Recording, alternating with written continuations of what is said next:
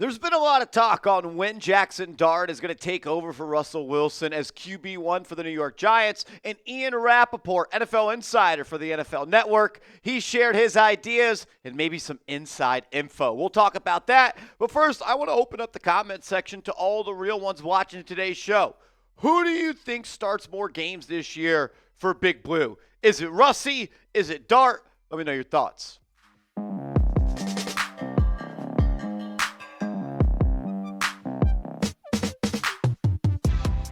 Welcome into New York Giants Now by Chat Sports. I am your host, Marshall Green. Appreciate everybody for rolling in as we got to react to what Ian Rapoport and Daniel Jeremiah of NFL Network talked about when they spoke about the idea of when Jaxson Dart is going to take over as a starting quarterback for this team. And Rapoport made it clear it's sooner rather than later, and it's a matter of when and not if. Rap saying this in totality, quote, we've seen Brian Daboll's poker face plenty. In real life, he's a pretty gregarious, fun guy at the podium. Not so much. He's really close to the vest. Doesn't say very much. But when the topic is Jaxson Dart, Brian Daboll really changes. He doesn't really hide. He doesn't feel like hiding how much he thinks of the rookie QB that they drafted this year. I go back to the clip right inside the draft room before the Giants were taking Dart after they made that big move to trade up into round one. Joe Schoen looks at Brian Daboll and says, quote, "You got your guy." It is clear that Dart is Brian Daboll's guy. After years and years of running out not his guy, he now gets his guy. So yes, Russell Wilson is going to be the starter, but that's really no surprise. I expect Russell to take the first snap with the first team in the first game for the Giants. You listen to everything Daboll says, you get an understanding of how far along Dart is and where you think he's going to go. It's clearly a matter of when and not if. And I'm really curious to see how good this Giants team could be whenever they deem Jaxson Dart ready and you see Brian Daboll's offense with the quarterback he wants. It's going to really, really be fascinating to see, especially if this O-line is better than it was last year, which it really should be. And look, I'm excited to see Jaxson Dart play football. I want to see him out there under center for the Giants. He's supposed to be the future franchise quarterback for this team, so it's hard not to be hyped up about him. But my thoughts and really just ideas of when Dart should play have not changed. Hopefully he does not take a snap this year. We'll talk about that a little bit later. Daniel Jeremiah, he spoke to Rich Eisen and said, look at that week 6 to week 7 gap for the New York Giants. There's a 10-day gap between games after they play the Philadelphia Eagles on Thursday night. And he talks about in week 7, that's his early prediction of when Dart is going to make his career debut against the Denver Broncos on October 19th, which is the real one's birthday. I go back to this. Ideally, Jaxson Dart does not play his rookie year. And that's not because I don't want to see Dart play or that Dart doesn't need the reps. That is not the case whatsoever. That would mean that Russell Wilson is winning a lot of football games. And if Russ is able to stack W's, Brian Daboll is not going to bench him. And I think, at least for me, and I hope I speak for everybody out there, we would rather the Giants win games and Dart does not play compared to the Giants lose a lot of games and then Dart is thrown in to the starting role. I really think there should be no rush to take the handcuffs off of Dart and throw him out there. We want to see him out there. Yes, it's exciting. First round pick, new quarterback, completely different than the old guy they had in their center. But you should not rush. And it's not because I don't think he's ready to play. I think he could play week 1. The Giants could be a competitive football team. Russ can win games with this team. You listen to anybody that was at Giants minicamp, you listen to anybody that was at Giants OTAs, they all said the same thing. Russell Wilson is clearly the best quarterback on this roster. And as he should be. He's the 10-time Pro Bowler. He's the Super Bowl champion. He's the guy that's been in the league for over a decade. He should be better than Jaxson Dart. And at this point, he is, and that is not a problem. And maybe I just am too bullish on the Giants, and I'm letting my Giants fandom get in the way of how I feel about this team.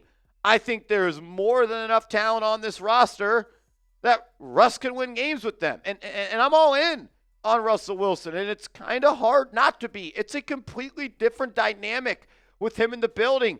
He oozes confidence. He gives his teammates confidence. He gives this fan base something to believe in, and maybe I'll change my mind when we get to week 4 and the Giants are potentially 1-3, but he seems like a quarterback that's going to be able to come in and make an impact. I mean, the bar is low, and if he can just do what he did in the first 6 games for the Pittsburgh Steelers, the Giants are going to be in a really good spot. Like, that Steelers offense was humming.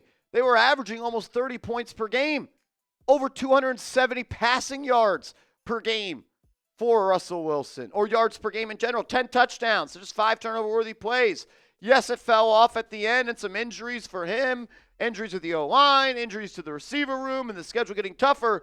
But we saw Russ play at a top 10 level last year, and he still does some things really, really well, like taking shots down the field, taking care of the football, finding a way to be on time and on target with his passes. And when there's an opportunity to go out and throw the ball downfield, he could still execute at a high level. Like, let Russie ride, man. I'm a Russie rider. I am. I'm all in on Russ. I want to see him under center. I want to see him making plays for this team.